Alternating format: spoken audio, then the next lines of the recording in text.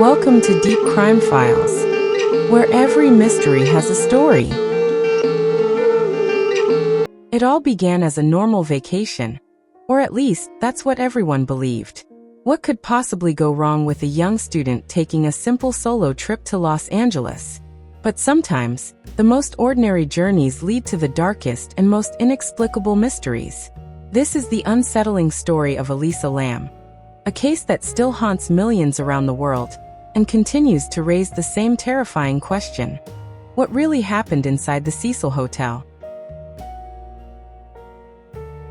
Elisa Lam was a 21-year-old Canadian college student who loved to travel and explore new places. In late January 2013, she decided to take a short solo trip to California as a break from her studies. She posted cheerful updates on social media and seemed excited about her journey. She eventually checked into the Cecil Hotel, a historic but notoriously troubled building located in downtown Los Angeles. From the outside, the hotel looked like any other old building, but locals knew it had a dark reputation, filled with stories of suicides, murders, and bizarre events stretching back decades. At first, everything appeared normal. Elisa spent her first few days sightseeing around the city, visiting popular tourist spots, and sharing her experiences online. But soon after, things started to change. Hotel staff and guests began noticing her behaving strangely. Some people reported that she appeared confused or frightened, as if someone was following her. Others claimed she was talking to herself or hiding in corners of the lobby. Nobody knew what was wrong, and Elisa made no mention of anything unusual to her family. Then suddenly she disappeared. On January 31st, Elisa failed to call home as she did every day. Her worried parents immediately contacted the hotel, and then the authorities. The police searched her room and questioned staff, but there were no signs of foul play. Her belongings were still in the room. It seemed as though she had simply vanished without a trace. Days passed. Flyers were posted all around Los Angeles. Police and volunteers searched nearby areas. No one saw or heard anything. The case grew colder, until investigators released one disturbing clue to the public: the now infamous elevator footage. The surveillance video, recorded on one of the hotel's security cameras, showed Elisa entering an elevator. What happened next shocked the world. She pressed multiple buttons at once, nervously peered outside the elevator, stepped in and out several times, and moved her hands in strange, unsettling gestures, as if she was communicating with someone nobody could see. At one point, she barely moved but stared intensely into the hallway, almost frozen as if something invisible was watching her. Then suddenly, she walked out of the elevator and vanished from view.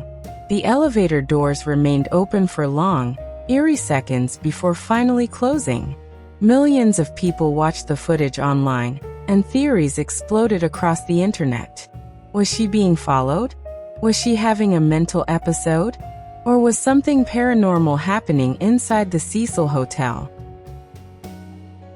2 weeks later, hotel guests began complaining about problems with the water supply.